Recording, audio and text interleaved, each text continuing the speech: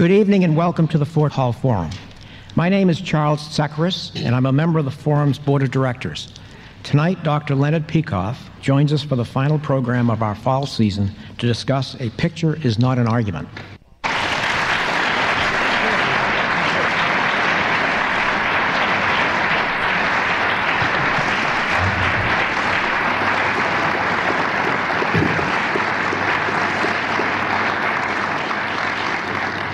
Thank you very much, Charles. Good evening, ladies and gentlemen. You have heard the most important piece of information, which is the website.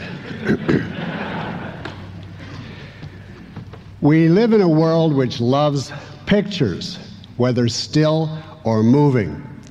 Pictures we hear everywhere give us the true, the concrete, the real, as against abstractions, interpretation, theory, all of which is misleading or distracting because it is mere talk. A picture, according to the received wisdom, is worth 1,000 words. A picture does not lie, whereas people, especially when emitting clouds of verbiage, notoriously can and do. And I am going to speak throughout tonight only of undoctored, unmorphed, unretouched pictures. In other words, accurate representations of the object involved. Our educators long ago picked up this picture idolatry. Their pride lies in a visual education. Their primary teaching tool, they boast, is no longer reading assignments, but showing movies, whether in a theater or on TV or via computer. Now, pictures may not give us the whole story. The more intelligent of these picturists, as I shall call them, admit, I'll call them other things too, but they go on, pictures almost always make some important contribution to cognition, and they are usually indispensable to reaching the full truth. You see the dichotomy we are offered. On the one side is pictures, which are aligned with truth, education, reality, and on the other side is words, which are aligned with distortion in the form of theory, abstraction, and by implication, philosophy. Picturists obviously promote their various causes primarily through the use of pictures. For example, consider the question, is capital punishment valid in regard to a crime such as first-degree murder? Phil Donahue, an inveterate picturist, has long advocated showing a single execution live on TV in order to settle the debate. People, he holds, after they watch the victim's choking, his writhing, his twisting spasms, his bloody convulsions, will grasp directly the evil of capital punishment, and that would stop it once and for all. By contrast, he thinks, professors endlessly debating its pros and cons are irrelevant. Was it right for the U.S. to drop nuclear weapons during World War II? The Smithsonian Institute and many other leftist groups believe that the most telling evidence lies in stills or movies. The ominous mushroom crowd over Hiroshima, the wholesale devastation, the burns and wounds of masses of victims, the genetic freaks of decades later. After all this, the picturists ask, who needs a speech or a book by some foreign policy wonk? Is abortion murder? Does a fetus have rights? Watch the silent scream, the picturists on the religious right advise. See the fetus actually being dismembered and crushed during an abortion. See its little brain being brutally vacuumed out of its head. After that, who needs an abstract discussion of rights? The appeal to pictures as the standard of truth is omnipresent in our society. Should landmines be banned? I quote from Ann Landers, the epitome of a non-extremist. A few months ago, I saw a moving film put together by Physicians Against Landmines, one of these little groups that pop up on an hourly basis. The film showed hundreds of civilians, this is quoting Miss Landers, the film showed hundreds of civilians who had had limbs blown off by landmines. It convinced me that there should be an international agreement to outlaw these hideous devices, unquote. Are the Los Angeles police brutal thugs? Just watch the home movie of Rodney King being beaten. Do animals have rights? PETA will provide you with eloquent pictures of baby seals being clubbed to death. Should the Democratic Party advocate more legislation in behalf of the disabled? Pan that camera over to Christopher Reeve in his wheelchair during the 1996 convention. Do we face a threat from global warming? Dial up the Sierra Club website and watch the flames consume the earth. Should American troops enter Somalia? Let the TV networks show emaciated children dying of hunger. Should American troops leave Somalia? Let the same networks show the naked corpse of an American soldier being dragged through the streets by the natives.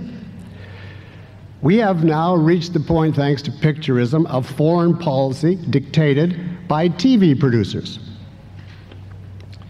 Now, another angrier term I use for these same people is picture mongers. And my answer to the picture mongers of the world, no matter what their cause or ideology, is simple. I say a plague on all of them. Or to use the more polite title of my talk tonight, a title devised by my wife, Amy, a picture is not an argument. I once asked my radio audience to rate the cognitive contribution of pictures in enabling us to resolve a philosophic or political issue. I had listeners vote on a scale of 1 to 10, with 1 being pictures are useless and 10 being indispensable. My own vote was -10, because I hold that the picturist method of resolving disputes is epistemologically corrupt, that by its nature it is hostile both to knowledge and to reality, and that it makes reaching a true conclusion on a contested subject not easier, but literally impossible. I don't object to pictures used merely as illustrations, after it has been made clear that the pictures have no evidentiary significance. What I object to is pictures used cognitively in an abstract discussion. Or to put it another way, pictures used to try to solve or even help solve a problem in philosophy or politics. A picture used in such a manner, I hold, represents the antithesis of thought, of logic, of rational argument. To understand why, ask yourself what such a picture does to the viewer's mind. Let us work through a real case this evening. I've picked the issue of abortion. The question is abortion morally right or wrong? Is abortion murder because the embryo or fetus is a person with rights? Or is abortion a non-criminal act because it is merely a woman's decision to dispose of a tissue mass growing in her body? Now, suppose to help you decide this question, I eschew talk, a pejorative term, and instead show you the movie, The Silent Screen.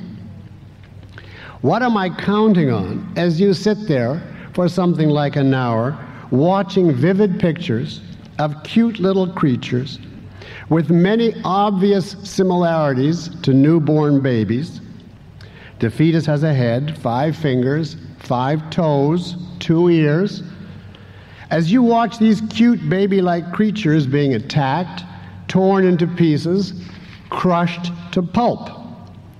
What I am counting on and expecting from you clearly is horror, revulsion, a loud no. I am expecting a passionate emotion amounting to the feeling, this is murder, this is evil, this must not be allowed to happen.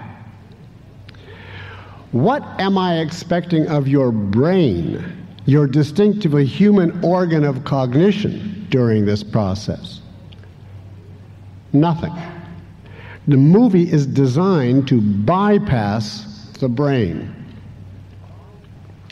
By engaging your focus in an emotionally charged way on the images before your eyes, the movie thereby bypasses all the other knowledge available to you and relevant to the abortion issue, perhaps even essential to its correct resolution.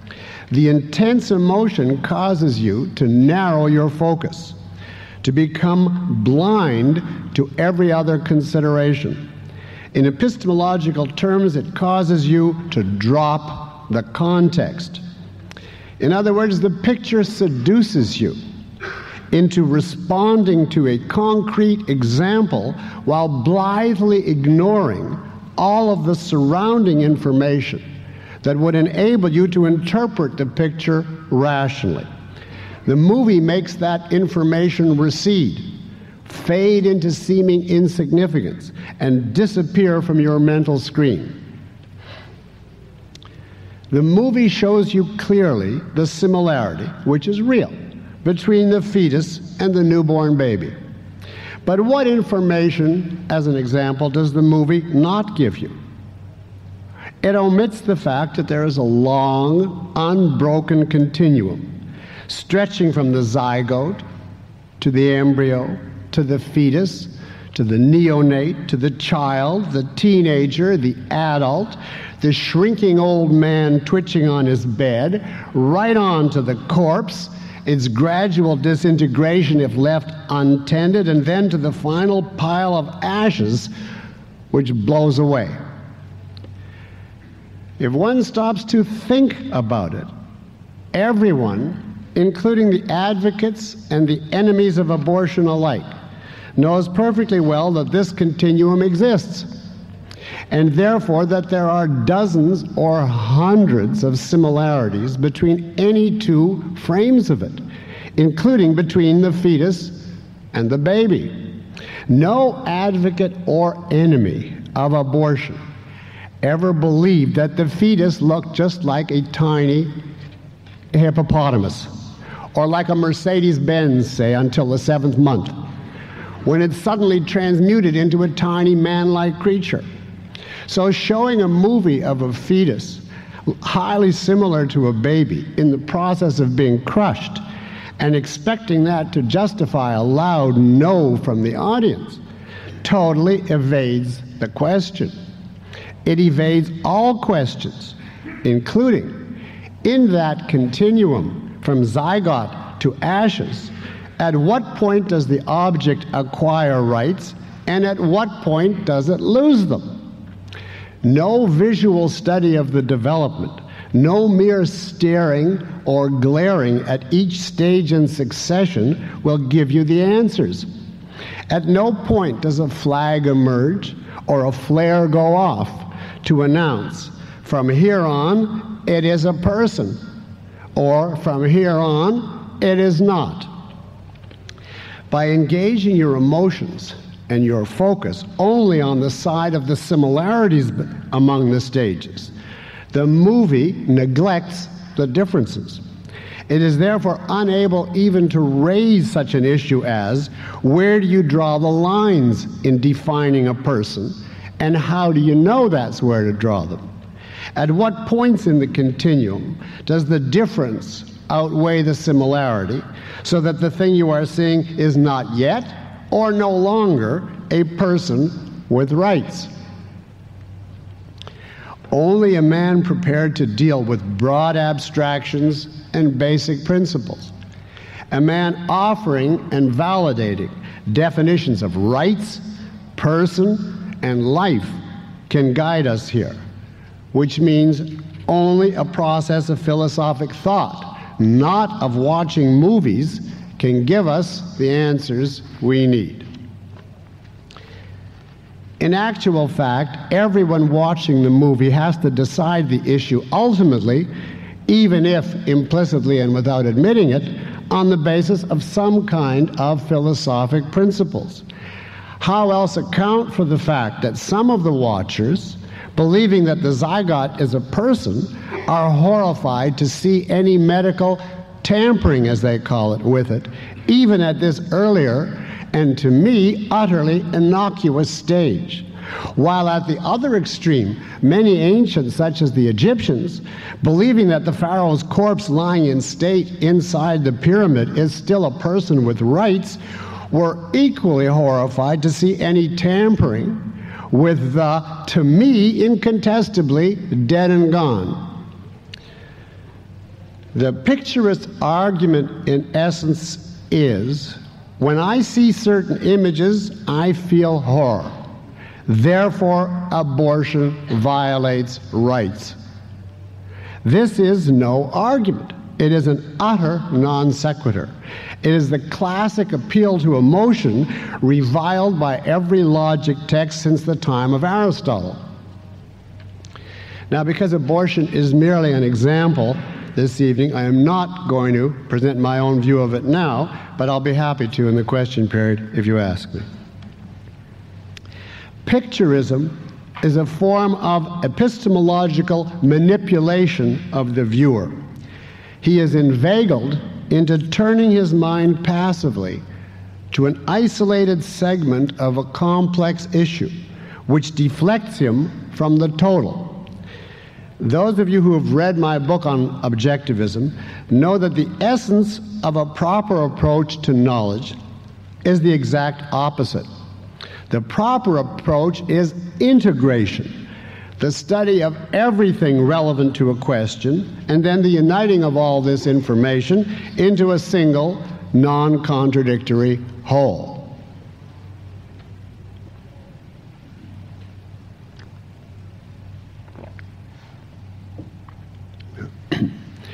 The practitioners of disintegration, by contrast, can permit themselves any nonsense at all. For instance, I hypothesize, you, Peikoff, have been standing there clacking your uppers for about 20 minutes now. That's too long for one person to monopolize the mic when hundreds are sitting here, many eager to speak. What about giving someone else a chance now? Now, the only thing wrong with this argument is that it drops the context. Why I am here, what the terms were of the occasion, how the audience would legitimately react if I give them only a fraction of what was promised. But if my hypothetical heckler disintegrates his knowledge, if he drops all of this and simply zooms his camera in on my lips moving, followed by a shot of a yawner over there and a cougher over here, he may very well convince a viewer of his movie that Peikoff is hogging the mic. Now, I want to say here that pictures can sometimes be a necessary part of a process of cognition. The proper pattern here is the one laid down in our courtrooms. Here, the O.J. case is instructive. Many pictures were introduced at the trial, for example, of the victims, the scene of the crime, and O.J.'s wardrobe, among many others.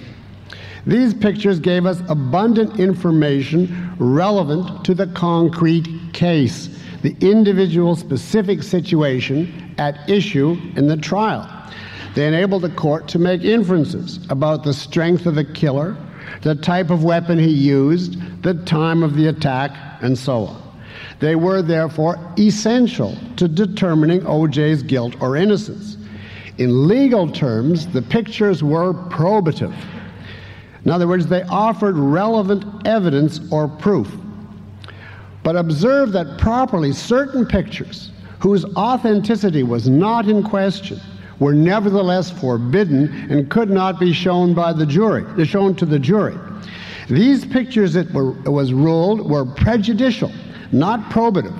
They were attempts to inflame the jury, to manipulate its passions without providing any fresh factual information. Now, in dramatic contrast to a murder trial, the issues which people dispute in philosophy and politics always involve broad generalizations or principles. As such, they do not hinge on knowledge of any one concrete. The only way to deal with such issues is by a complex thought process based on decades of life experience and knowledge in a wide variety of areas. To this process, nothing cognitive can be contributed by a picture, whether still or moving. In philosophy and politics, a picture is always prejudicial, never probative. The picture offers perceptual data only, with no indication as to their proper interpretation.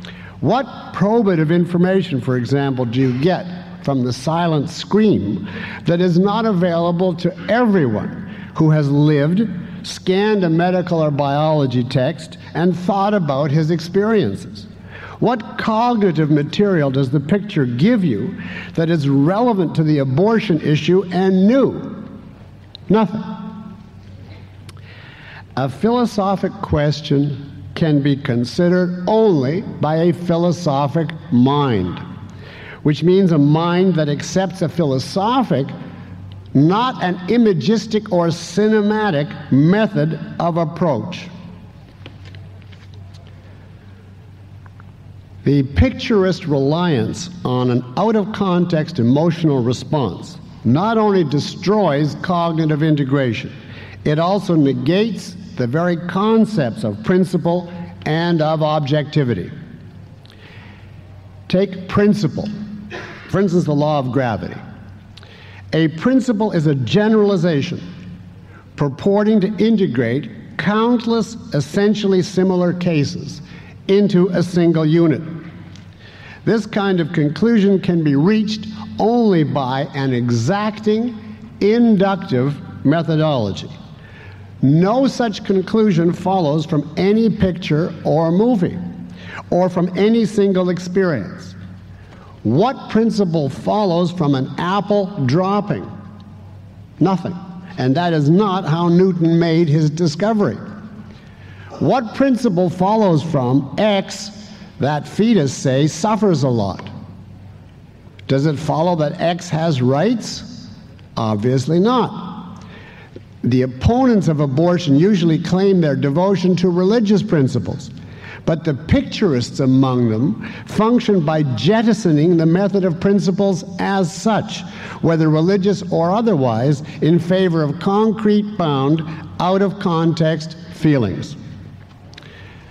As to objectivity, the picturist rejection of it follows not only from Ayn Rand's definition, but even from the simplest common sense idea of objectivity, namely weighing the available evidence, pro and con, and then deciding dispassionately. This is exactly what the picturist method, with its appeal on subjective feeling, forbids. Now, since feeling as such is subjective, those who use it as their standard of knowledge can claim at whim to prove or disprove anything. Imagine a picturist misanthrope, for example, watching the silent scream and feeling glee at what he imagines is the torture and murder of a human being. He comes out of the theater saying, "Great, let's have more abortions." Now, this conclusion has as much or as little validity as that of the anti-abortionists watching the same movie, because both employ the identical method, or more accurately, non-method. Picturists of every stripe are guilty not only of bad reasoning, but of many big lies, capital B and L.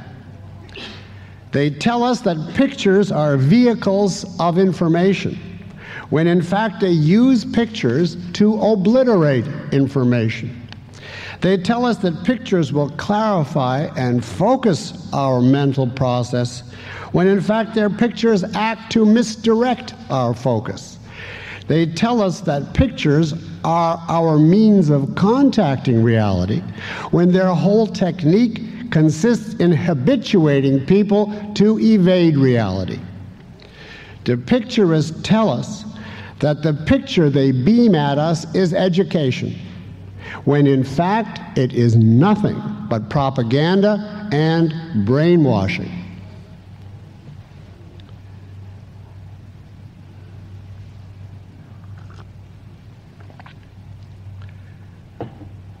Now, I hope you don't feel my introduction to the topic has been too wishy-washy so far. At this point, someone may want to tell me that my argument does not refute the cognitive claim of pictures, as I have been saying, but merely of isolated, out-of-context pictures. Suppose I imagine at least one of you objecting. Suppose that I show a movie of the entire case in regard to some topic, including visuals of every relevant aspect. Wouldn't the sum of those pictures amount to the full truth and thus constitute an objective proof? Now, this is a perfect objection, because it demonstrates eloquently that the objector has missed a profound philosophical point. I want to start my answer by telling you about an experience of mine, the experience that first led to my interest in tonight's topic. A few years ago in California, I agreed to appear in a formal debate on abortion before a large audience of college students. I agreed because I was assured by the host, who was serious and sincere, that civility would rule the occasion. I announced the event on my radio show, hoping to attract listeners to it. About a week before the debate, I discovered that my opponent intended to offer, quote, visual material, unquote, as part of his presentation. When I objected vehemently, the host told me he was at a total loss, as to why I objected, that I could present whatever visual material I wanted as part of my presentation, that he would remove all limitations on time from me if I was concerned. I refused flat out. We had the obvious argument, at the end of which I withdrew and then denounced the event on the radio. Now, since I have the truth on my side in this issue, why did I not take the host up on his offer? The answer has nothing to do with time or money. Project that I have the time, the money, the skill, the experts, everything necessary to make a great 5, or you want to expand it, 10-hour movie, which would include visualizations of everything I could think of relevant to abortion. If an impartial audience were then forced to judge the issue by watching my movie versus the silent screen, that audience, I maintain, would necessarily and validly vote for the anti-abortion movie. I would lose by a landslide, even though my position was the truth. I would lose because my position was the truth. The true position on any philosophic issue I hold would always lose in a contest of movies, even if the movie depicting the true side was a cinematic masterpiece.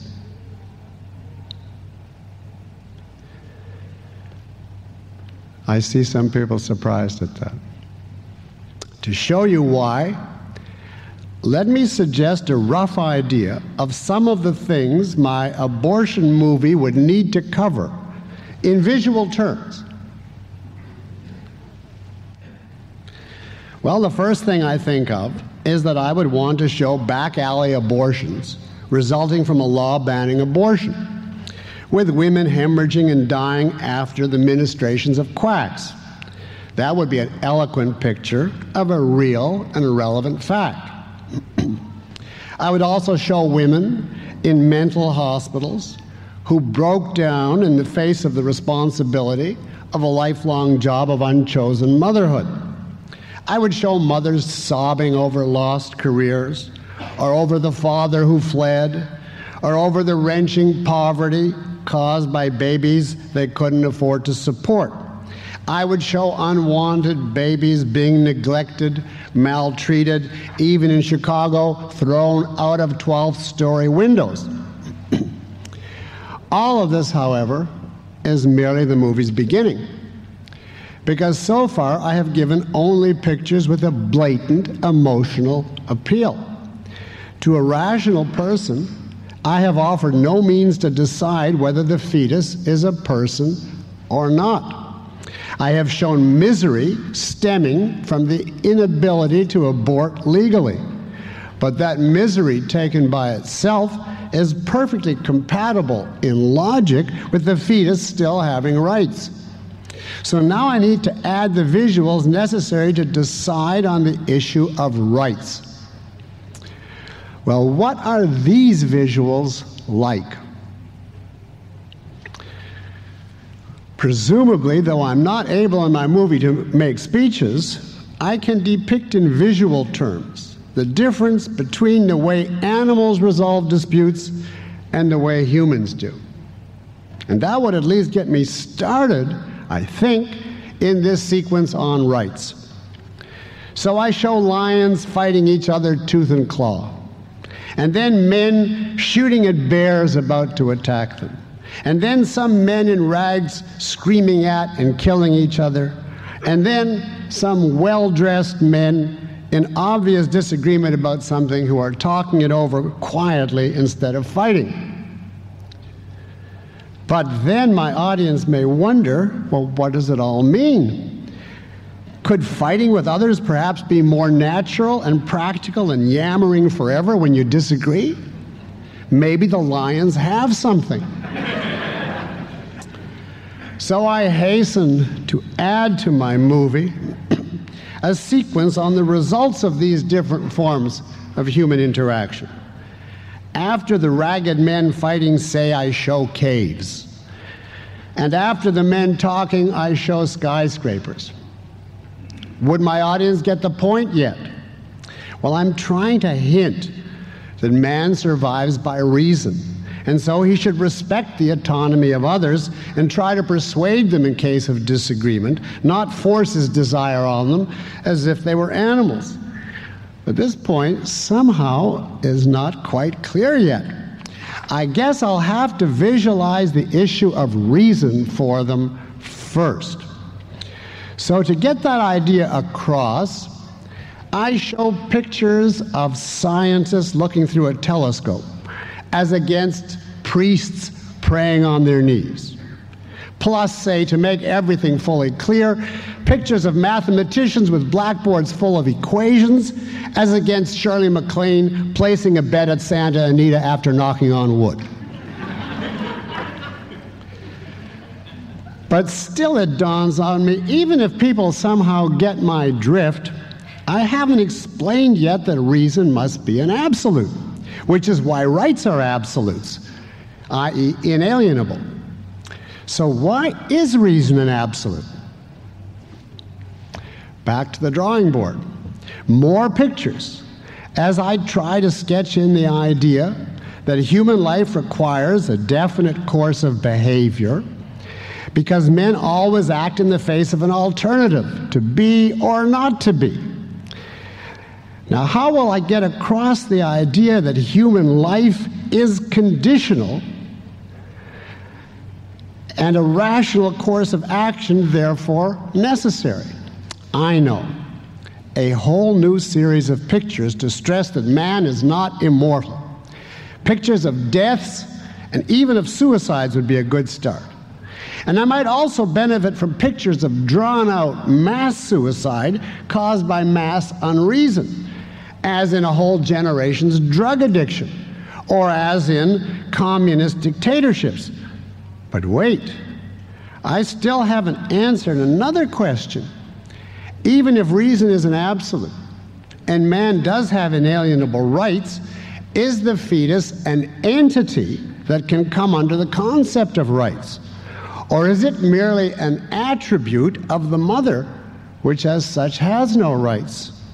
So now I need to forget dictatorship and even reason, let alone abortion, and start showing pictures of metaphysical categories, with emphasis on pictures of entities like tables, chairs, and rocks, to convey that crucial concept, as against pictures of attributes like shape, color, and size. And by the way, where am I going to put a picture of a toenail or a tumor? With the entities or with the attributes? But wait, I just remembered. Everybody talks about the unfairness of abortion. Unfairness to the fetus, or the unfairness of non-abortion to the unwilling mother. More pictures. This time to convey the idea of fairness or justice and how it applies to this situation. Now you could take it from here. If I had 2 more hours, I'd have 2 more hours of brief descriptions of pictures, all irrelevant. How the greatest director in the world would organize this movie is beyond me. All I can project is some kind of messy juxtaposition of men talking to each other, women with coat hangers coming out of their womb, animals snarling and clawing, tables and chairs followed by red and green patches, then maybe suicides, toenails, red china, and blackboards full of equations. But suppose any order you want, and suppose the filmmakers are even allowed words to identify the frames. I can have captions. For instance, saying, "This man is shooting a bear. This is an unwanted baby being thrown out the window," etc. Is it not obvious that in a contest for an audience's response between my movie and the silent scream, the latter wins and wins rightfully, while I lose dismally? I lose even though my movie has every relevant aspect of the issue in it somehow, whereas theirs is merely a narrow, biased concrete. I lose because of one basic reason. My movie is missing something. Something crucial, some one thing, and it's not more pictures. I'm going to give you 10 seconds to figure out what it is. And here's my only hint. The answer leads to the most profound issue of epistemology. Okay, see if you can figure it out in 10 seconds. The one thing my movie is missing.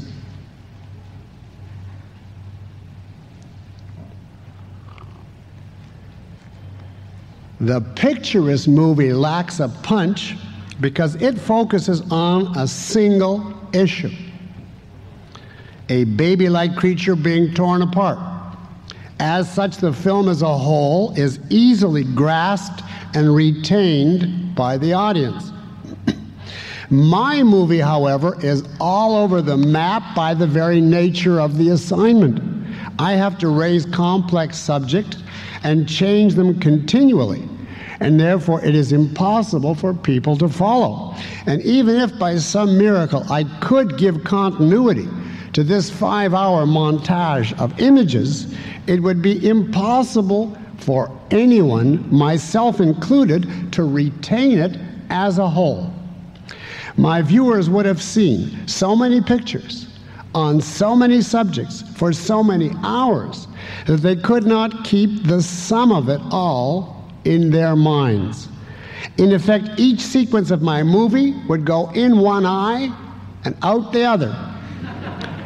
The result would be disorientation of the viewer, squirming boredom, and then sooner or later, his faculty of concentration giving up and tuning my movie out.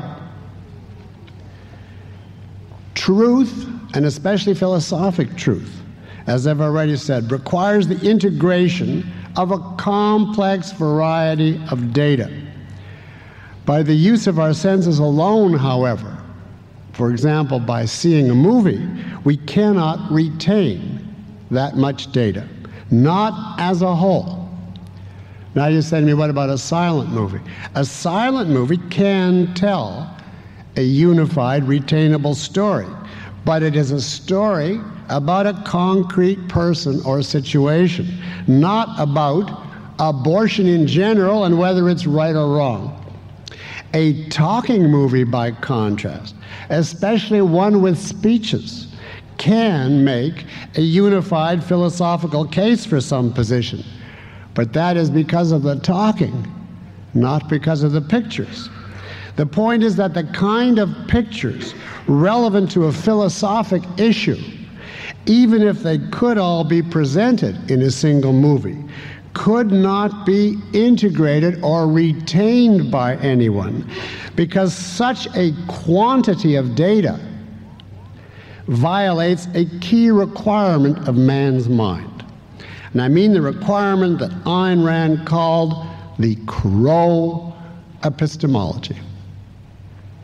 For those of you who are unfamiliar with this, I'll just tell you briefly that a study of crows many years ago showed that they can hold a maximum of 3 units in their consciousness at any one time. For instance, if 3 men enter an area, the crows would hide from them in this experiment. And if 2 men leave, the crows stay hidden, realizing that there's still 1 left. But if the crows see 5 men enter and 4 leave, they come out, because they can't hold and distinguish 5 units in their consciousness at the same time. Ayn Rand's point is that our mind is the same in this regard as that of the crow. The same. Perhaps we can hold 6 or 8 objects, but no more. Not with each one distinct in our consciousness at the same time. At a certain point, if we keep adding elements, we start to lose some of the earlier ones. The data start to slip away from us, or else we lose them all at once, tuning out helplessly through mental overload. Now, this, according to Ayn Rand, is precisely why man needs concepts. A concept is a means of integration. What a concept does is to condense an unlimited amount of data into a word, which we thereafter retain and use as a single unit, even though that word includes and carries with it our knowledge of countless instances. The obvious example is the concept man, which enables us to hold in mind and think about an unlimited number of concrete cases, all men ever, past, present, and future. The concept enables us to come to conclusions about that unlimited number of instances. For instance, we can say and understand easily that all men are mortal. Yet if we confined ourselves to our senses, we could never even hope to see or even to imagine all men, let alone ascribe various attributes to such an immensity. So Ayn Rand sums up: concepts economize the number of units required for us to hold a given content in mind. The same account applies in essence to philosophic concepts. A philosophic concept such as rights integrates countless observations, generalizations, definitions, and inferences into a single word. If you have formed the concept correctly, then the simple word rights condenses all of that information into a single unit and keeps it active in your mind. And this in turn enables you easily to answer most questions about who or what has rights and who or what doesn't have them. Philosophic issues are necessarily conceptual issues. They cannot be raised or answered on the perceptual level. In the nature of the case, we cannot hold information dealing with the universe as a whole, or knowledge as a whole, or man as such, by purely sensory means. We can hold that scale of information only in the form of broad conceptual statements and arguments. So Hegel is right in saying that the true is the whole. And no mind can grasp the whole in regard to a philosophic issue by means of pictures. That is the deepest reason why a movie representing the true position would always lose in any public contest with a false propagandistic movie. Pictures as used today are an assault on the very essence of the human mind. The picturists raise the kind of questions possible only to a rational, conceptual being, and then purport to answer these questions by animal means, by simple sense perception. This is another blatant contradiction on their part. Now, what I'm calling picturism tonight is merely an example of a much broader disease. It's an example of what Ayn Rand called the perceptual level mentality, or the anti-conceptual mentality. This happens to be the most popular form of anti-reason in the world today. You can find it almost anywhere you look. For further details, I refer you to Ayn Rand's article, The Missing Link, available in her book, Philosophy, Who Needs It?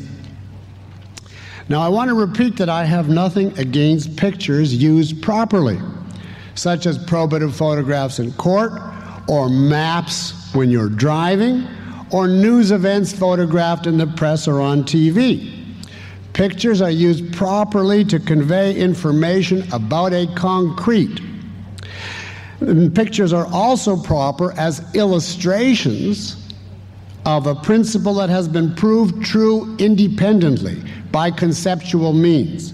For example, pictures of misery in China contrasted with scenes of happiness in America are legitimate. But the pictures by themselves prove nothing about the merits of either political system. They say nothing about the differences between the systems or about the causes of the emotions being photographed. Such pictures may legitimately accompany an argument, but they may never substitute for one. For the same reason, pictures may legitimately be used to generate emotions in behalf of a given cause, but only if and when the validity of the cause is first established coldly and logically by conceptual means. In regard to philosophic or political problems, of course, there is no question of using pictures in these ways, that, in other words, to inform, to illustrate, or to excite. As thinkers, we seek the dry, objective, abstract truth on an issue, of which the picturist cascade of images is the enemy. Now, I want to add here that propaganda using pictures is much more dangerous and evil than written propaganda ever could be. The written variety, for example, the kind of tracts turned out by the Nazis or Scientologists or Republicans, makes no difference, is ignored by most people as being too boring and or too demanding to read. Those with the stomach to pick such stuff up often have little difficulty in detecting the falsehoods being peddled. The picturist propaganda, by contrast, appeals to the laziest, most passive mass audience it can find, and purports to give such people the truth on complicated issues with no further effort required of them than for a while to separate their eyelids.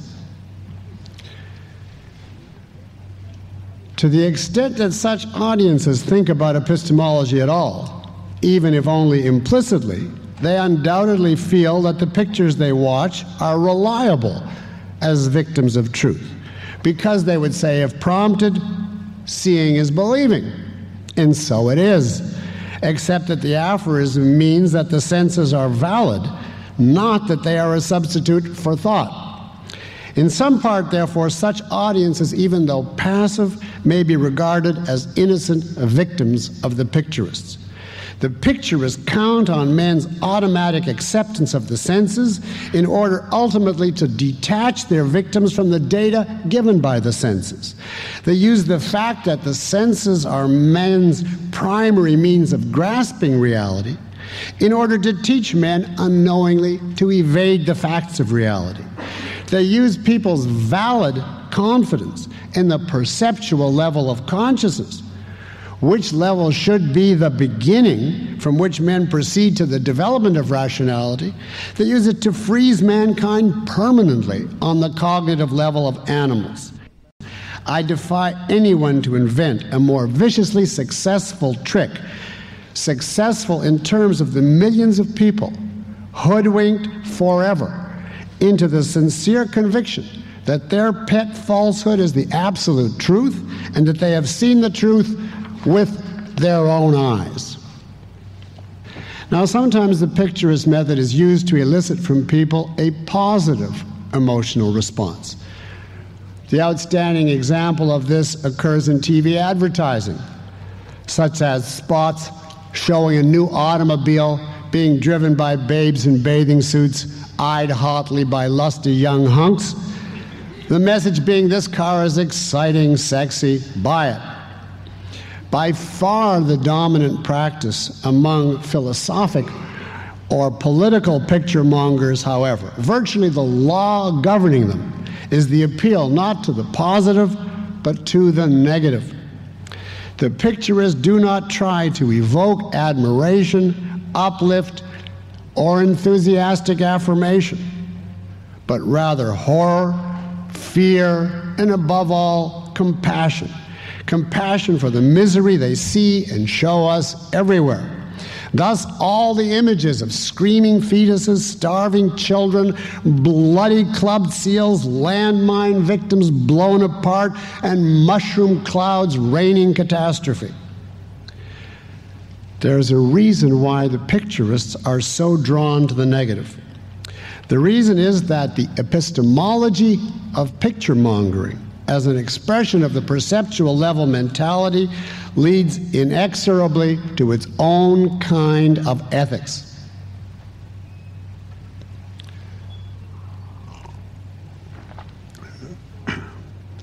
The first consequence of being a perceptual level mentality is that one loses or never acquires confidence in reason.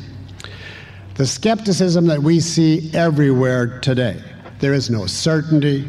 What's true for you isn't true for me. There are no absolutes. Who can know reality as it is in itself, etc. All of that is an inevitable consequence of people rejecting the conceptual level of consciousness. Since concepts are man's distinctive means of knowledge, their rejection or atrophy has to lead to a sense of helplessness, ignorance, and worse than ignorance, the sense that one can never know or understand the truth, not on any question that really counts. And the corollary in action of this sense of futility is, I can never achieve my goals and values, not any of them that really matter. Today's legion of mindless, picture-craving, would-be human animals are doomed to fail in thought and in action, and they know it. They know it and they feel it. Hence the emotional leitmotif of our culture. Now, a cultural leitmotif is not an accident. It's not a primary. It flows from a culture's basic philosophy. 150 years ago, when men were still being shaped by the Enlightenment era's stress on reason, the dominant emotional leitmotif was called optimism. People of that period expected never-ending progress and believed actually as a self-evidency that the perfection of man and his institutions was coming ever closer. This was a version with some errors of what Ayn Rand calls the benevolent universe outlook. In other words, the view that human values and happiness can be achieved on Earth. Today, by contrast, after the prolonged Kantian assault on man's mind, the emotional leitmotif is the opposite. Our culture exudes, expects, and embraces misery, loss, doom. It holds what Ayn Rand calls the malevolent universe viewpoint, symbolized eloquently by Kierkegaard and Sartre and all the other angst-ridden nausea worshippers who hold that man's metaphysical destiny is failure. Today, most people regard defeat and suffering as real, and success or happiness, if they ever encounter it, as a fleeting accident. Such people feel sincerely that life by its nature is like a giant hospital or war zone in which we are caught, and in which no one, therefore, is responsible for his plight. The only moral duty, they conclude, is to ease someone's pain, because nothing more is possible on this earth. Thus, today's spectacle of a competition in suffering, with ever new groups rushing to flaunt the fact that they are victims in need of solace and, of course, cash. They were abused, they are disabled, they suffer from road rage, they are homeless, they are hungry, they have the disease of the month, or they already feel painful contrition for their many lies, so please don't make it worse by impeaching them.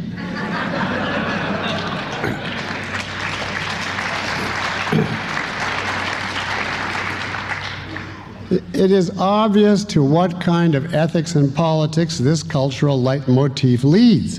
It is obvious how it plays into the hands of altruism and welfare statism, and how it makes any defender of egoism and capitalism seem cold, unfeeling, and even reprehensible. Today's worship of pain is not an objective conclusion about man, life, or government. Our skeptical professors, who feel the same kinship to pain that their victims do, would be the first to insist that no conclusions, including their own, are objective.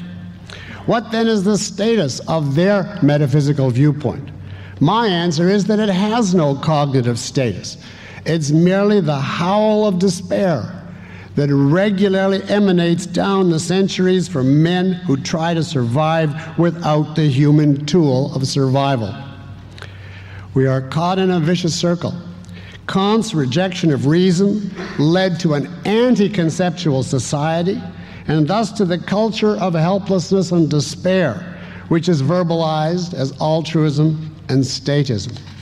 But this senseless culture, in turn, seems to confirm men's rejection of reason and makes people even more deeply anti-conceptual, and thus even more ripe for the picture mongers. In essence, the perceptual level mentality leads to the malevolent universe, which reinforces the perceptual level mentality. The picturists that I have been condemning this evening are simply the propagandists who jump in at an advanced stage of this vicious circle and try to cash in on our cultural decadence for their own special ends, whether personal and or ideological. And it's important to note that the emotions the picturists work so hard to evoke are not causeless, and they do not follow directly from the pictures. Percepts or pictures by themselves, unevaluated by a man's mind, evoke no emotional response. The mere photograph of a bare arm extended with a needle about to be injected into it generates no response in you, not if you have no evaluation at all of the situation. If you then discover that it's life-saving drugs being fed to a hero, you have one type of response. If it's cocaine being injected into a child by a pusher, you have an opposite response. Those who show us the pictures of misery and expect thereby to invoke a passion for self-sacrifice and big government are counting on the premises of altruism and statism, which they themselves accept as unquestionable axioms. People in America are stuffed full of this corrupt philosophy, of whose real meaning most are largely ignorant, and they exhibit and respond to the conventional picture propaganda automatically, as though the pictures themselves were the direct cause of their emotional reaction. But an objectivist looking at the bloated belly of a Somalian child, or at a city ruined by an atomic bomb, or at the silent scream, would not respond with blind, unthinking compassion. He would ask some hard questions, such as, what am I seeing? Why did this happen? Who is responsible? What does justice dictate here? What does logic have to say? A person's philosophy determines his emotional response. The picture mongers have simply found a new way of cashing in on an old and false philosophy without even needing to acknowledge that it exists. A practical leech, if such exists, would suck heartily on the body of his host while hoping the man continues to remain alive and healthy so that the blood keeps on flowing. The picturists, however, are impractical leeches. They suck on pictures while working to destroy everything that makes their pictures possible. The perceptual level is given to us by nature, but photographs, whether still or moving, are an achievement of man's mind. Their existence required a long history of rational thought, including Aristotelian philosophy, modern science, the invention of technology, and then almost 2 centuries of an industrial civilization based on individual liberty as bequeathed to us by the founding fathers. All of that was necessary for a few geniuses to invent and produce today's photographs. Can anyone believe that simple animal-like sense perception created movies, television, computers, CD-ROMs, or even old black and white stills? What a travesty it is for corrupt propagandists to use all these achievements in order to destroy their deepest source, in order deliberately to warp the minds of men, wreck their ability to focus on reality, and thus in the end wipe out all achievement, including photography itself. But this travesty does not have to continue. Not if we go out and reclaim human achievement, including photography, from the bloodsuckers. All we have to do is establish, or if you count ancient Greece, the Renaissance and the Enlightenment, all we have to do is reestablish reason as our guide to knowledge. And after that comes everything good, including virtue, values, freedom, success, and the conviction of a benevolent universe.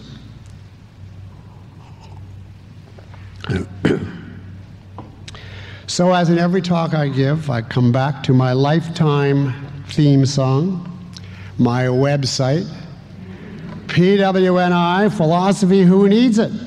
I need it, you need it, the whole world needs it desperately. After Ayn Rand, we have the philosophic knowledge necessary to fight all the cultural battles and ultimately to win the war. I've been fighting these battles for 47.5 years now, ever since I met Ayn Rand in the spring of 1951. And I say that even now, it is not too late. I myself am still going strong, not by writing or lecturing now, as most of you probably know, but by working in radio. I know it's late, but permit me an aside before I end to explain why I chose radio, because it's highly germane to my thesis tonight. I would never agree to host a TV show, for instance, not even if someone asked me to, which no one has. The reason is that talk radio is necessarily a conceptual medium. Its essence is words. TV, by contrast, is primarily a visual medium. That is why talk on TV, I'm leaving aside news-oriented shows, is so largely light entertainment, as in the Leno show, or emotional shock, as in the Springer-type shows. The better type of intellectual talk show hosts, like Dennis Prager or Rush Limbaugh, have tried TV but couldn't succeed in the medium. And I believe the reason is that serious discussion on TV leads ultimately to one thing.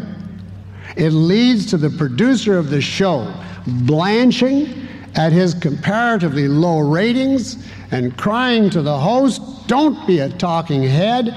This is not a college class. Do something to get an audience. Show some pictures."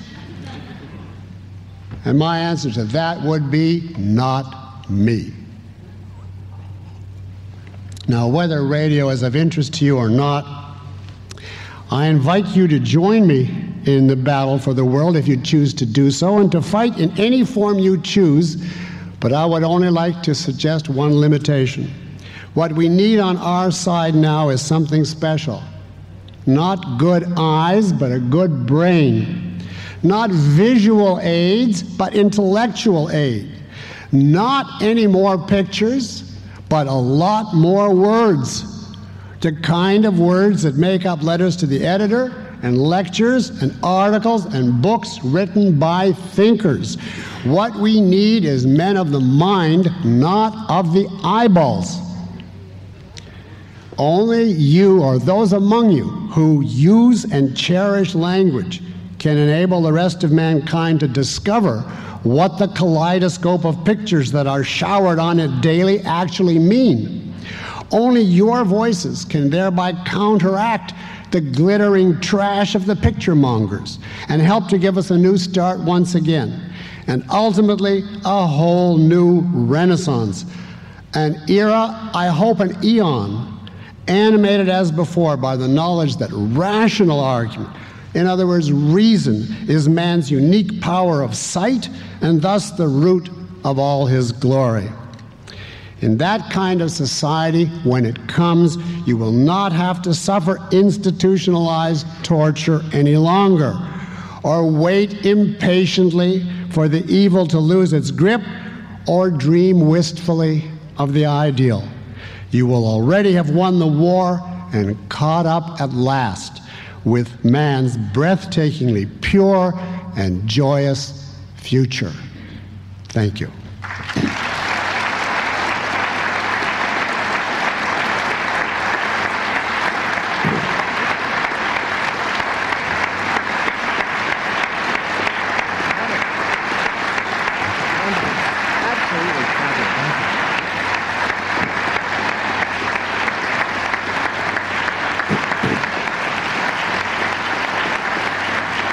Thank you very much.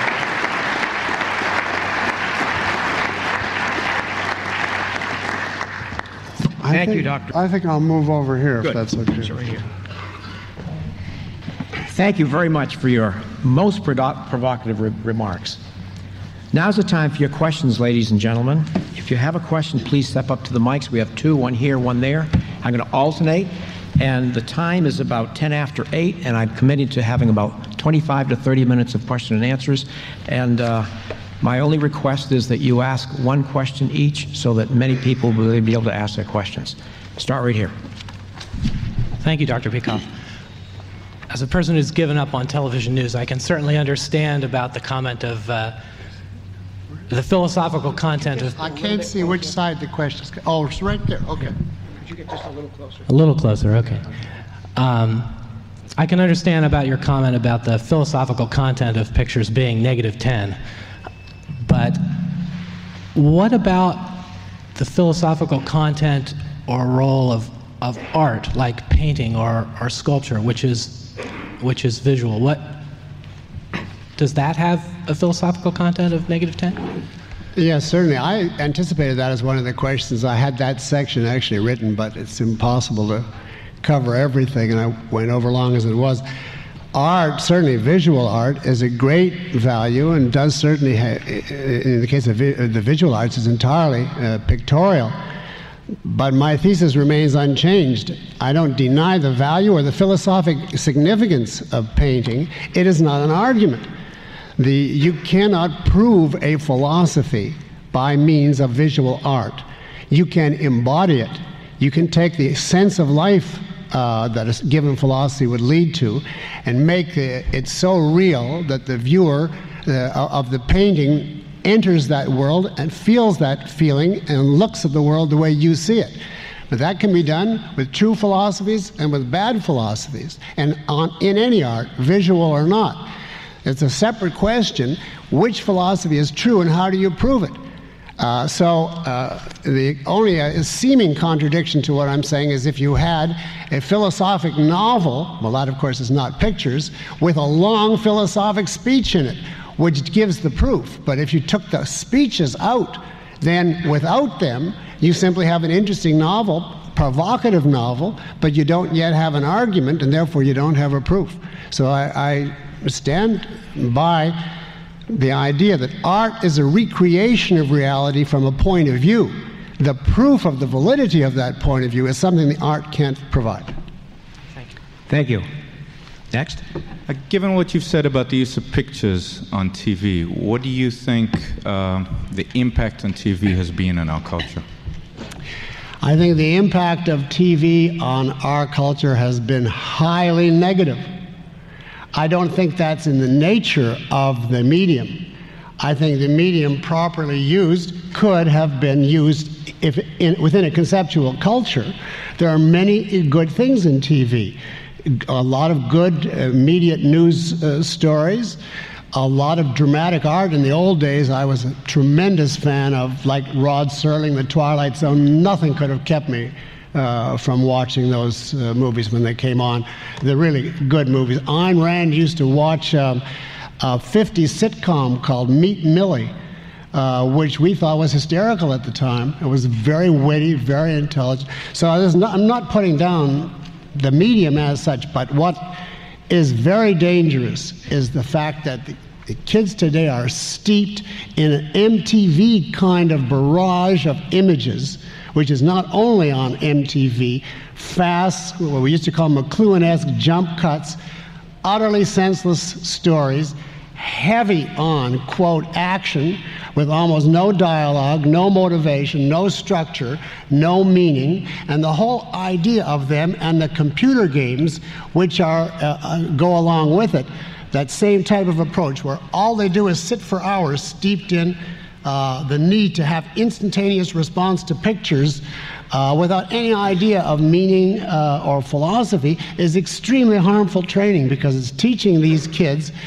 it's instilling in them as a habitual method of functioning to drop thinking, to drop ideas, to drop meaning, not to ask why, and just to respond instantaneously like animals on the perceptual level. And I think that has been one of the great contributors to violence in this country. My wife Amy made a really fascinating point about this, which was in an earlier draft of the speech that I had to cut toward time, because we were talking about the fact that people on the perceptual level don't respect reason and therefore resort to violence. And the more perceptual level a culture gets, the more violence there is, and how television contributes to this. And then she said to me, but then the real point is that TV contributes to violence not by showing violence, but by the fact that whatever its content is, it's non-conceptual. So that they showed nuns and Mother Teresa tripping along in an MTV fashion, handing out gifts to the lepers, which would be their idea of 24-hour-a-day pure culture and high moral TV, it would cause exactly the same massacres as the present things that are shown. It's not the violence, it's the jump cuts, then the anti-conceptual essence of TV. That was my wife's point. I was so impressed with that, I put a whole excursion into the talk and then cut it out. In fact, I have it here, but now I've given you the essence of it. But I thought that was a really brilliant point to answer the question, Yes, it is true that TV is causing a lot of violence, but it's not the content, it's the style, which the computer games are simply enhancing. Now, I have to quickly add, I'm addicted to certain computer games, but I do it like with alcohol. You know, I have a drink, I don't become an alcoholic, and I play the games for a couple of minutes, and then I go back to work. Oh, well, she doesn't regard solitaire as a computer game, but I got to the stage where I could turn it on and play solitaire, and I'm very proud of that. Thank you. Okay. Next one. Yes, excuse me, Dr. Peikoff. I wanted to have you compare the concept of pictures with the concept of polls, P-O-L-L-S, polls. P-O-L-O. Yeah, polls.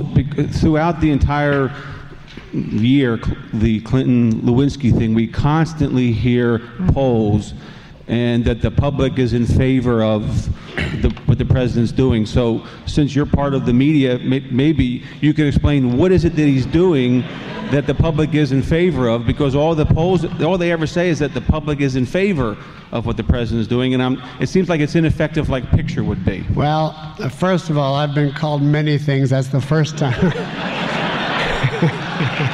I was ever called part of the media. I don't know whether to say thank you or God help me. Do you want me to tell you what I think the public is thinking or what I think of polls? Because it's easy to tell you what I think of polls. Polls don't prove anything except that people think certain things. They're not relevant to truth. They're not relevant to whether the president should be impeached. They're not relevant to anything. And they're very easily swayed by the form of the question. They've shown time and again that you can take the same essential question, and by wording it a little differently, or by putting it in conjunction with another question, you can come up with very different numbers. So polls are generally unreliable and certainly no standard of truth, but that's not the same issue as pictures. That has nothing to do with pictures. That's another false way of trying to reach the truth, in this case by simply a consensus of opinion. Now, if you want me to get off into Clinton and impeachment, is that what you really want? What is it exactly, from your interpretation, is that the public is in favor of? What is it that he's doing that they're in favor of? Well, that's very far from the topic tonight. I'll simply say this. I agree with the public to this extent. I do not think that Clinton should be impeached for the Lewinsky affair. I think there's many, many, many grounds on which he should be impeached, treason being the foremost. His foreign policy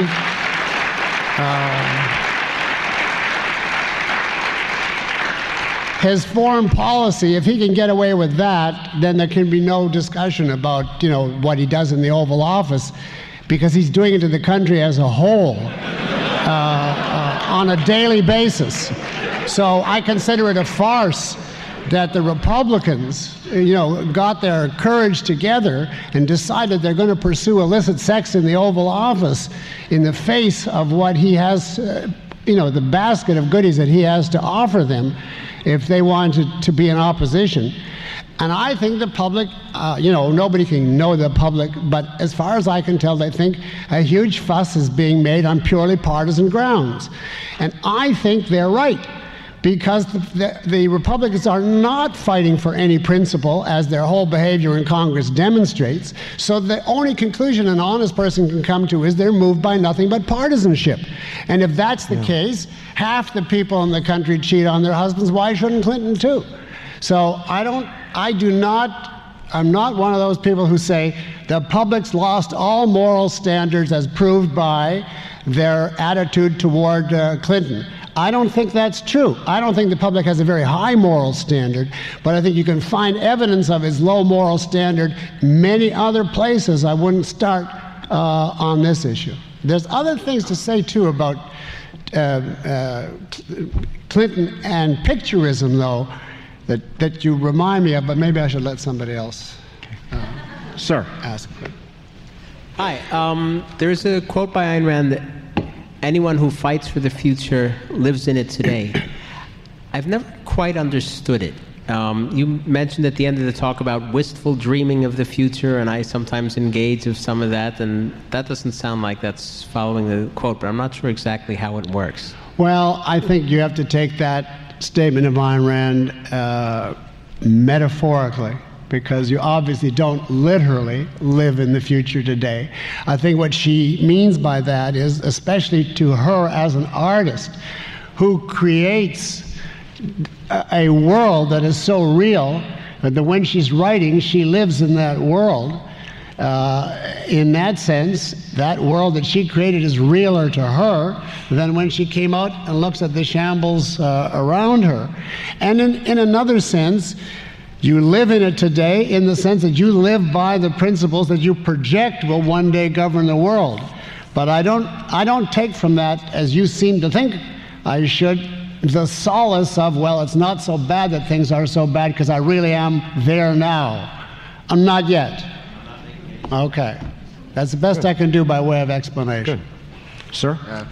Dr. Peikoff, thanks from the bottom of my heart for another magnificent lecture. And my question pertains to your concluding remarks regarding the conceptual nature of radio. I wonder whether this means that your callers as a whole are much more conceptually oriented and much more intelligent than the American population at large. Well, I would say one thing. I don't know my callers specifically, but radio talk show listeners are the older segment of the country. They are dominantly male, and they are, I think, indisputably more intelligent than the average television viewer. It's hard for me to, the demographics vary from station to station, but I do think the best, I'm trying to think of what I could offer you as evidence. The best thing I have an email feature because of the website, and I get email from all over the place on my show, because people hear it on the internet. The station doesn't have to actually broadcast it to their hometown. They can hear it on the internet. And I am truly impressed at the level of the comment and questions and objections that I get on the email, from the email source. Now that, I guess, is people who are motivated enough to actually type out a comment, but it is really impressive. If I took from the years that I was teaching, my average email is on the level of intelligence of my brightest students when I taught in New York City. And that was in what decade? I can't even remember the... when did I teach it? In the 60s. So for what it's worth to you, I have a very great respect for my listeners, for the level of intelligence that they have. Yes, I do. Thank you very much. Yes? To some level, I agree with you that pictures perhaps overused in our society. However, in the beginning of your talk, you made a comment that pictures do not go to our mind. Where do they go? To our feet, nose, stomach, heart? They go to our sense perception. I make a distinction between sense perception and the intellect, the conceptual faculty, the rational faculty. But it's all integrated in your mind. If it is, that's great. But what I'm saying is that picturism acts to disintegrate, not integrate. If you can take a picture and look at it, ask and answer rational questions, interpret it and file it accordingly, more power to you. But that is not what I was talking about this evening. I was talking about people who simply expect showing you a picture to convince you of an answer. And that is always wrong unless it's a concrete, such as OJ, and the picture of shoes proves that he wore that type. That's it. I've given you my answer. Next. Yes? Thank you. My question actually relates specifically to Atlas Shrugged, but since you spoke of images tonight, I thought it was relevant. I read that fairly recently, and I noticed that Ayn Rand spent quite a bit of time describing her character's physical appearance. Yeah. And specifically, Reardon was very attractive and tan, and certainly someone who would be on the front of a magazine, someone you might admire physically, and Dagny Taggart was beautiful, whereas... So what is your point? I'm sorry. Whereas Reardon's wife, for example, was less than attractive, and... Oh, no, Lillian was very beautiful. No, Lillian She just had disappointing eyes. Disappointing eyes, whereas Dagny Taggart did not have anything. So what is your point? My question is, I'm trying to understand the relationship between physical attractiveness and intellectual superiority. That is a very different subject than what we're talking about tonight, but I'll answer very briefly. A person's physical attractiveness is partly anatomical and partly psychological. You can have the perfect anatomy and without any meaning, a completely dead face, or filled with venom and anger and despair, etc., and be an unattractive person. Or you can have a relatively plain person transfigured by an inner glory and grandeur so that they strike you as beautiful. So there is a combination, and I'm not going to define which element contributes more, but both are involved. But an artist has the prerogative, when they create a character, of making exactly the kind of face to mirror the type of soul. They don't have to depend upon God or the genetic structure that was endowed by accident. They can make, the essence of art is a purposeful recreation of reality. And so if in reality heroes happen to be born with all different ranges of DNA, and some of them are hunchbacks, that is not a reason in fiction to have a hero with a hunchback. Not if you're writing romantic fiction, and that's what she was writing. She is not a naturalist. She did not purport to present, quote, things as they are. She said, read the newspaper if you want to see that. She is presenting man as he could be and should be. And from that point of view, she has the prerogative, the duty from the point of view of her philosophy, if she has the perfect soul, to embody it in a perfect body. And anything less than that would be a statement by her of the inferiority of his character. Because she would, it's the same issue, as, in case you ever heard of this. She had a discussion once about what would you think of a painting of a beautiful woman who had a cold sore on her lip? Now, cold sores happen in real life, but a cold sore in a painting would be a monstrous statement that beauty is a superficial veneer and that ugliness is man's essence. And by the exact same reasoning, if Ayn Rand's heroes were perfect psychologically and had long hooked nose or whatever deformity you want to give them, then she would have been telling us, by the fact that she chose that as the expression, that these are imperfect beings. And that is the exact opposite of what her intention was. She wanted to glorify man, not roll him in the dirt. And that is the answer to your question and to the intention behind the question. Okay. Sir. Dr. Peikoff, Yeah. From my point of view, advertising is really the sine qua non of picture mongering in many respects. I was wondering if you could comment.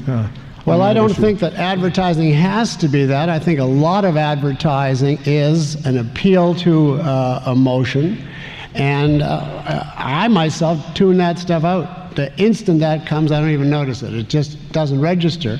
It is possible to give rational, simplified arguments in favor of something, to pick out some one selling point that makes you stand above the competition and hammer that home, which would be a form of rationality.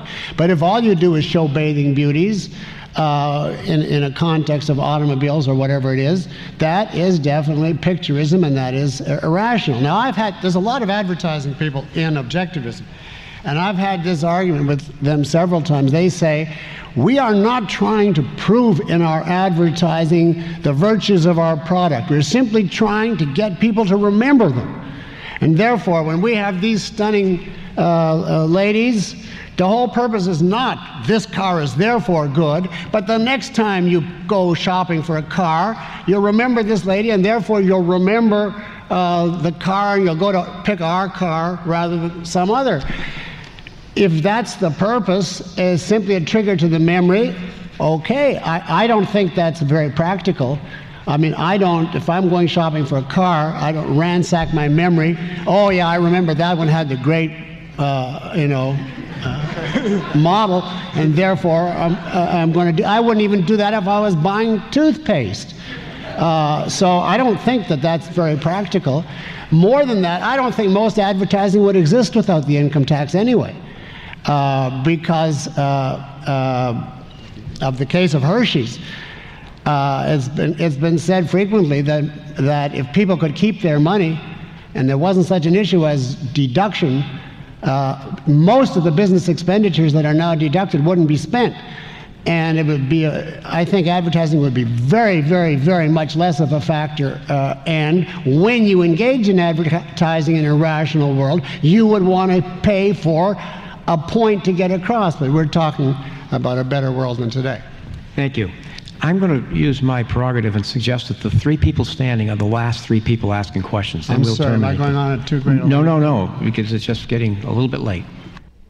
Dr. Peikoff, I read somewhere that I believe it was in the Romantic Manifesto that Ayn Rand didn't consider photograph as a piece of art and not an aesthetic one. So I was wondering what you thought movies, successions of basically photographs, what kind of aesthetic role they played, and also as far as making a philosophical statement, and I understand that Rand was working on a screenplay of Atlas Shrugged at the time of her death, and I was wondering if you could comment on what kind of philosophical statement you might be able to make through motion pictures. You can make a philosophic statement through a motion picture if it's a philosophic motion picture which contains philosophic statements in it.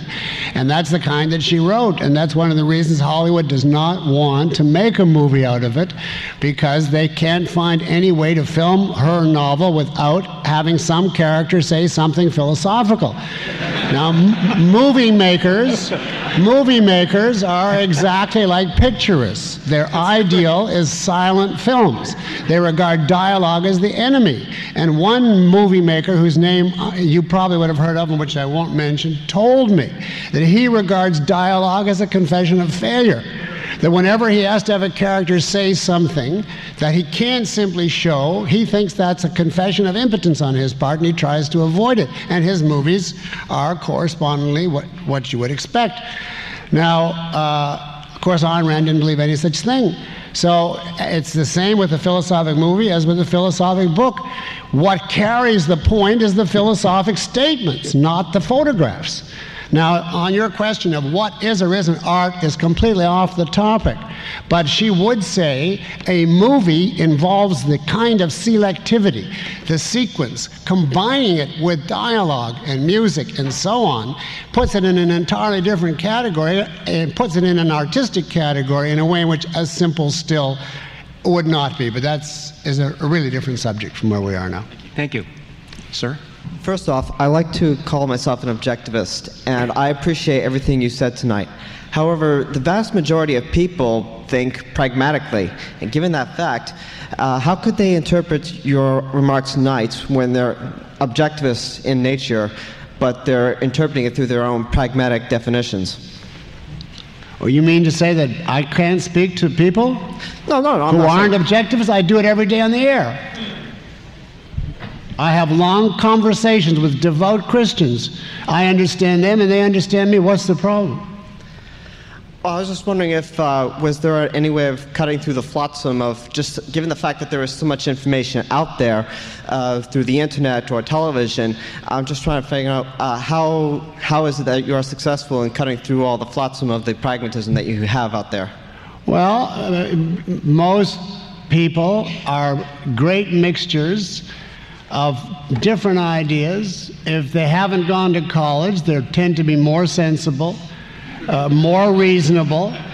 And if they're older, they tend to be, just simply because they had a better education from another era.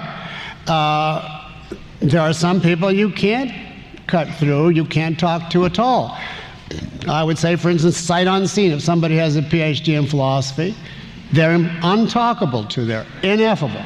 Because what they, excluding present company, but if what they had to go through in order to get their minds to the shape where a group of entrenched philosophers say, you are now a member of the club, is so awful that I don't know whether you can recover from that. But leaving aside people, of that kind, most people have a more rational element, and the trick in talking to them is to get them to the more rational element. If you find that they won't do it, then you just end the conversation. But I find there's countless people that you can talk to. They don't have to know objectivism or be objectivists. I have no difficulty. Thank you. Sir. Concerning the abortion debate that you mentioned at the beginning, which spawned the lecture, which you declined, it seems to me it would have been a great opportunity to pit words against pictures and to present in that forum what you presented tonight. But that would mean, you mean I should have accepted the debate and given this speech? It seems like you would have jumped at the chance, yeah.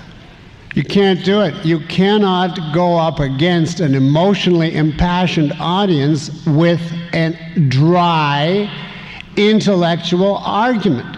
It simply can't be done because once your emotions are aroused and you're feeling outrage, you are not capable of objectivity. To be capable of objectivity is something that's volitional but requires conditions.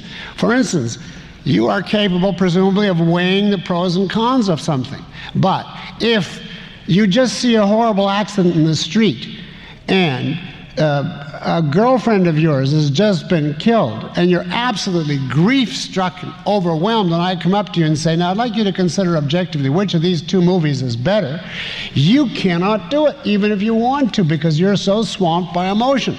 Your only rational response at that point is to say, when the emotion dies down tomorrow or next week, I will then think about it, and I won't come to any conclusions until then. But you can't ever ask a person to say, here's an enraged audience, an audience that's been propagandized, had their emotions played on, and they're like a group of frenzied maniacs. Now go in and talk to them calmly and explain the importance of objectivity. You have no experience as a speaker if you think that can be done. Thank you.